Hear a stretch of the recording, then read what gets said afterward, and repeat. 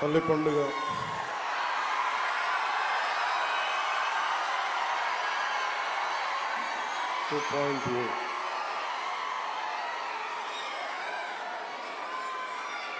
గౌరవ ముఖ్యమంత్రి శ్రీ నారా చంద్రబాబు నాయుడు గారి ఆధ్వర్యంలో ఎన్డీఏ కూటమి ప్రభుత్వం ఏర్పడిన తర్వాత 2 రోడ్లు రహదారులు గత ప్రభుత్వంలో అన్నీ పాడైపోయి గుంతలు, నడవలేని పరిస్థితులు, బండ్లు నడపలేని పరిస్థితులు. ఇలాంటి నేపథ్యంలో వారితో విసిగి వేసారిపోయి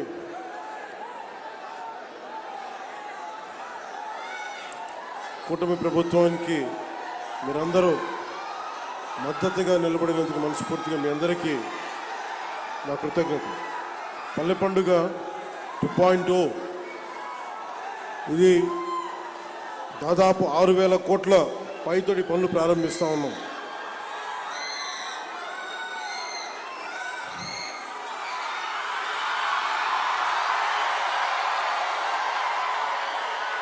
కోనసీమ రావాలంటే భయం నాకు.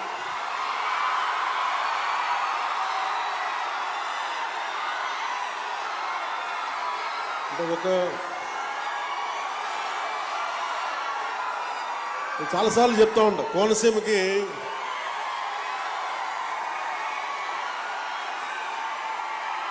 ఈ మట్టిలో, ఈ నేలలో అగ్ని ఉంటుంది. అంటే ఖనిజ నిక్షేపాలు ఎప్పుడు బ్లోడ్ జరుగుతూ ఉంటాయి. ఈ తిండి తిన్న మీకు, ఈ గాలి పీల్చిన మీకు ఎంత తెగింపు, ఎంత పౌరుషం ఉంటుందో నేను బాగా అర్థం చేసుకున్నాను.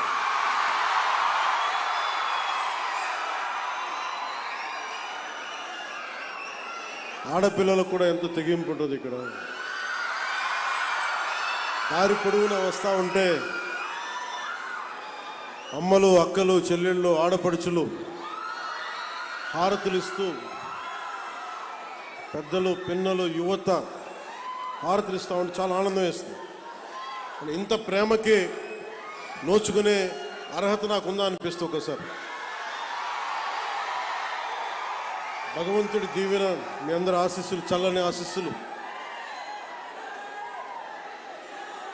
మీరు నన్ను ఈ స్థానంలో కూర్చోబెట్టారు.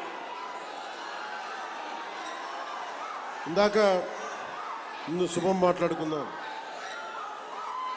దారిలో వస్తూ ఉంటే శివాలయం ఇంకా పూర్తి కాలేదు. ఆ శివాలయం పేరేంటిది?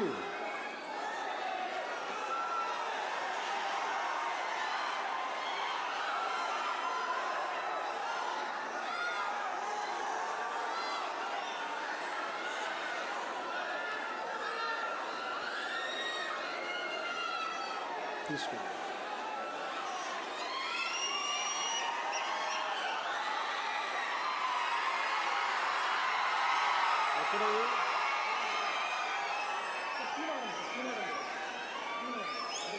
శివాలయమా? సార్, కోనవరం అంటే ఈరోజు ఎందుకు ప్రత్యేకించి అంటే, ఈరోజు సుబ్రహ్మణ్య షష్ఠి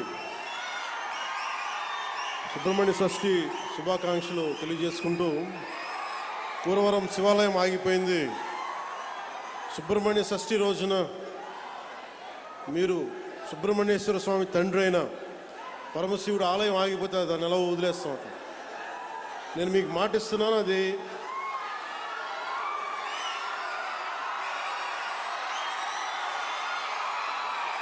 పూర్తి చేద్దాం. టైం లైన్ చెప్పడానికి నాకేముందంటే, నాకు అది ఏ స్థాయిలో ఉందో తెలియట్లేదు. అందుకని మీరందరూ సంసిద్ధంగా ఉంటే వచ్చే సంవత్సరం లోపే దాన్ని నేను కూడా కొంత నా వ్యక్తిగత నిధులు ఇస్తాను దానికి.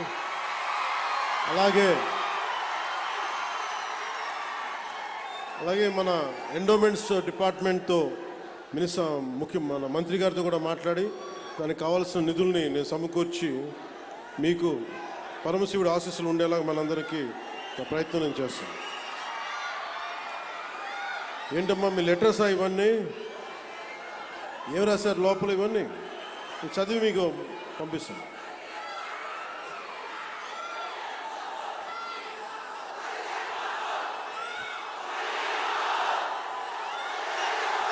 అలాగే కోనసీమ జిల్లా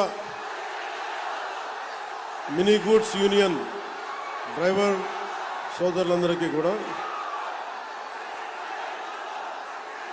జీవో 2000 ఏదో పెట్టారు.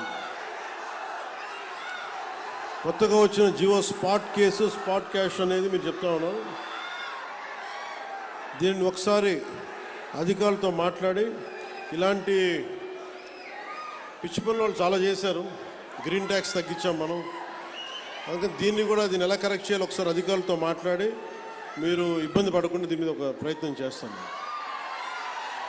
అంతేగాని మీరు నన్ను రోడ్డు మీద ఆపేసి గొడవలు పెట్టుకోకండి నాతో. ఒకసారి ప్రేమ ఎక్కువ ఉన్న చోట ఏమైపోతుందో హక్కు వచ్చేస్తుంది.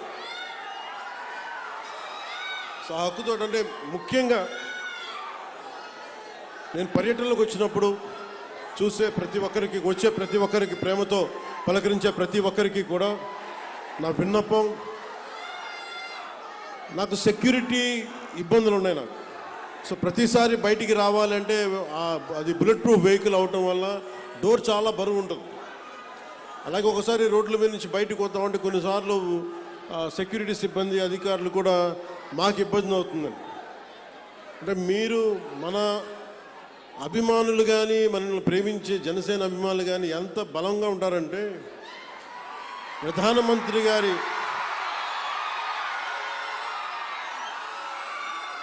ప్రధానమంత్రి గారి ఎస్పీజీ గ్రూప్ కూడా, ప్రధానమంత్రి భద్రతా వ్యవహారాలని పర్యవేక్షించే ఎస్పీజీ వాళ్ళు కూడా నాకేం చెప్తారంటే మీ వాళ్ళతో మేము పడలేం. ప్రధానమంత్రి గారికి మేము ఏ పర్యటనకు తీసుకెళ్ళినా, మేము కాశ్మీర్లో పర్యటన పెట్టుకున్నా మాకు ఇబ్బంది ఉండదు, మాకు భయం ఉండదు. కానీ మేము మీరున్న సభలకి రావాలి, మీ జనంతో రావాలి అంటే మేము మీ ఉత్సాహాన్ని ఎలా ఆపాలో తెలియట్లేదు మాకు. మీరు అందరూ అంత మిలిటెంట్గా ఉంటారు, అంటే ప్రేమ చూపించినా అలాగే ఉంటుంది మీది. చాలా లవ్ మీద. అలాగే మీరు గొడవ పెట్టుకున్నా కూడా అంతే గట్టిగా ఉంటుంది. అంత గొడవ పెట్టుకుంటేనే కదా గత ప్రభుత్వంతో మనం పల్లి పండుగ 2.0 చేసుకోగలుగుతున్నాం. కానీ మీరే లేకపోతే, మీ ఉత్సాహమే లేకపోతే, మీ తెగింపే లేకపోతే ఈరోజు కుటుంబ ప్రభుత్వం ఈ పరిస్థితులు అయితే ఉండేది కాదు. గంటాపదంగా చెప్పండి.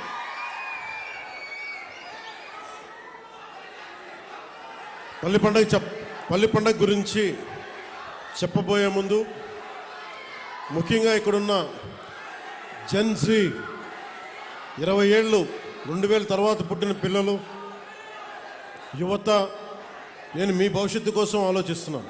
అది ఆఖరిలో చెప్తాను. మీ భవిష్యత్తు కోసమే నేను ఆలోచిస్తున్నాను. మిగతా వారి సంగతి నాకు తెలియదు, కానీ నా వరకు నేను చెప్పుకోగలను. నేను చాలా 15 సంవత్సరాలు ప్రైమ్ కెరీర్ నాది. 2003, 2004, 2005 నుంచి నా జస్ట్ కెరీర్ టేక్ ఆఫ్ అవుతా ఉంది. ఎవరైనా సరే ఒక 50-55 ఏళ్ళు వచ్చాక పాలిటిక్స్ గురించి ఆలోచిస్తారు. నేను ఎర్లీ 20s 20 వయసులో ఉన్నప్పుడు ఆలోచించాను. దేనికంటే నేను వచ్చే తరం కోసం ఆలోచించాను, పుట్టబోయే తరం కోసం ఆలోచించాను. ఆ అనుభవమే, ఆ నిర్ణయమే నన్ను మీకోసం అండగా నిలబడేలా చేసింది. మీకోసం మీరు ఎలాంటి అభివృద్ధి కోరుకుంటున్నారు, ఎలాంటి నయా భారత్ని కోరుకుంటున్నారు, అలాగే వెల్ఫేర్ స్కీమ్స్ ఉండాలి, పథకాలు ఉండాలి, ఉచిత పథకాలు ఉండాలి, వాటితో పాటు అభివృద్ధి కూడా ఉండాలి. కేవలం పథకాలనే నమ్మి, కేవలం ఉచిత పథకాలనే నమ్మి, కేవలం వెల్ఫేర్ స్కీమ్స్నే నమ్మి ముందుకెళ్తే అది ఎంతవరకు సాధ్యపడద్దో నాకు తెలియదు. ఎందుకంటే కేవలం వెల్ఫేర్ స్కీమ్సే ఓట్లు తీసుకురావు. బీహార్లో కూడా మనం చూసాం. బీహార్ ఎన్నికలు కూడా ఒక్కొక్కరు అన్ని లక్షల ఉద్యోగాలు ఇచ్చేస్తాం అన్నీ చెప్పినా కానీ వాళ్ళు ఎందుకు ఆర్జేడీ లాంటి పార్టీని ఎందుకు గెలిపించలేదు అంటే ఈ జనరేషన్ మేల్కొంది, ఈ జెన్జీ, ఈ కొత్త తరం మేల్కొంది. మేము మిమ్మల్ని రకరకాలుగా విడగొట్టి విభజించి పాలిస్తే మీరు నమ్మడానికి సిద్ధంగా లేరు. ఇది నేను 2004లో నేను గ్రహించాను. పుట్టే తరం, పుట్టబోతున్న తరం కొత్త తరం, అది నవతరం, అది రక్తాలు సలసల కాగే యువతరం. అది మీకోసం బాధ్యతగా నేను రాజకీయాల్లోకి వచ్చాను. సినిమాల్లో చాలా డబ్బులు ఇందాక కూడా ఓజీ నడుస్తూ ఉంటే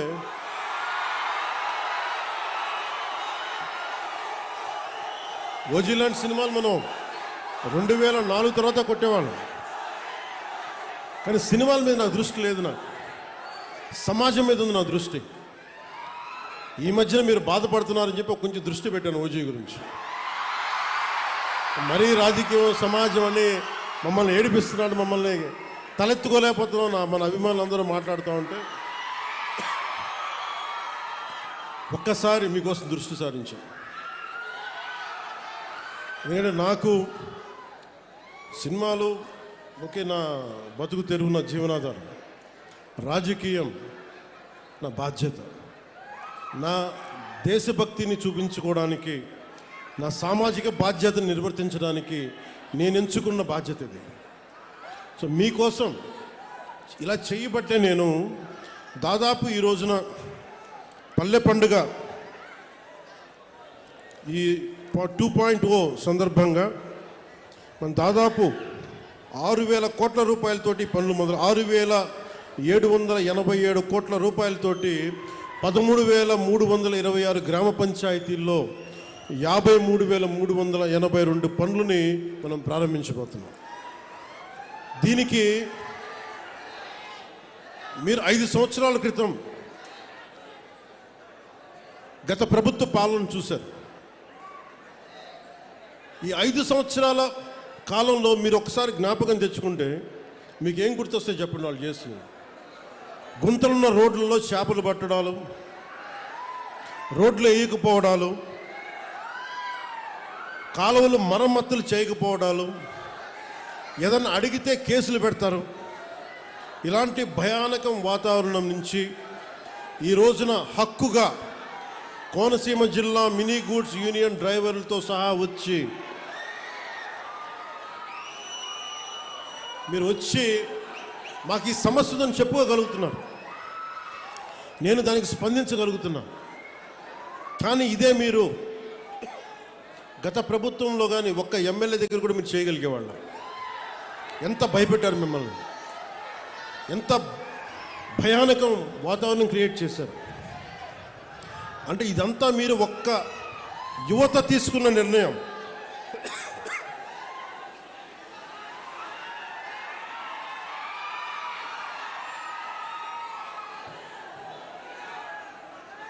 మీరు ఒక సరైన నిర్ణయం తీసుకొని ఒక సరైన కూటమి ప్రభుత్వాన్ని మీరు నారా చంద్రబాబు నాయుడు గారి నాయకత్వంలో, గౌరవ ప్రధానమంత్రి గారి నాయకత్వంలో కూటమి ప్రభుత్వాన్ని మీరు ఎంచుకోగానే ఇన్ని వేల కోట్లు మనం ఈ రోజున ఖర్చు పెట్టగలుగుతున్నాం. కేవలం మీరు ఒక నిర్ణయం తీసుకున్నారు. మేము ఈ ప్రభుత్వం కాదు కొత్త ప్రభుత్వాన్ని చూస్తాం. ఈరోజు నేను మిమ్మల్ని ఒకటే కోరుకుంటా ఉన్నాను. ఇందాక కొబ్బరి చెట్లు చూసి వచ్చాను. దెబ్బలు తిన్నాయి. అక్కడ శంకరగుప్తం మండలంలో శంకరగుప్తం డ్రైన్లో బాగా ఇబ్బంది అయిపోయింది. అక్కడ కొబ్బరి చెట్లన్నీ మొత్తం మొదలు పోతూ ఉన్నాయి. వెళ్ళి చూసి వచ్చాను. చూసొస్తే డ్రైన్ లేవు, డ్రైన్లు పూడికలు తీయలేదు. మీరు ఎవరన్నా మాట్లాడగలిగారా అంటే మాట్లాడడం, కానీ వినే నాయకులు లేరు ప్రభుత్వం, గత ప్రభుత్వంలో. ఈ రోజున నన్ను కానీ గౌరవ ముఖ్యమంత్రి చంద్రబాబు నాయుడు గారిని కానీ మీరు ఏమన్నా కానీ ఇది మేము ప్రజాస్వామ్యాన్ని నమ్ముతాం. మీకోసం ఒక మాట విని మీరు ఒక చిన్న పిటిషన్ ఇస్తే మేము తీసుకొని మేము దాన్ని సరిదిద్దడానికి ప్రయత్నం చేస్తూ ఉన్నాం. కానీ మనం ఏం వారసత్వంగా వచ్చినాయి మనకి అంటే అప్పులు, వాళ్ళు చేసిన దోపిడీ, ఏ విధి విధానాలు లేకుండా అనేక సమస్యలు వారసత్వంగా ఇచ్చేశారు. నేను ఇక్కడ మనకు కనిపిస్తున్న కోనసీమ కొబ్బరి సీమ ఇది. ఒక కొబ్బరి చెట్టు మనకి ఫలం ఇవ్వాలి అంటే కనీసం 8 నుంచి 10 సంవత్సరాలు పడుతుంది. పూర్తి స్థాయిలో దాని ఫలితం చూడాలంటే కనీసం 15 సంవత్సరాలు పడుతుంది. నేను ఈ రోజున మిమ్మల్ని అడిగేది ఎలక్షన్ ముందు అడగట్లేదు, ఇప్పుడే అడుగుతున్నాను. వచ్చే 15 సంవత్సరాలు ఈ కూటమి ప్రభుత్వానికి మీరు అండగా ఉండాలి. ఒక కొబ్బరి చెట్టుకి మీరు ఎంత కొబ్బరి చెట్టుని పాతే అది 10 దశాబ్దం తర్వాత ఫలితం ఇస్తుంది. అలాగే మీరు పెట్టుకున్న నమ్మకం అన్ని సమస్యని రాత్రికి రాత్రి చేయటం కుదరదు. కానీ నేను మీకు మాటిస్తున్నాను, ఇక్కడ ఉన్న యువత అందరికీ మాటిస్తున్నాను, పెద్దలకు మాటిస్తున్నాను. నేను చాలా ప్రైమ్ ఏజ్లో వచ్చాను. నేను పాలిటిక్స్కి ఎర్లీ 30sలో వచ్చాను నేను.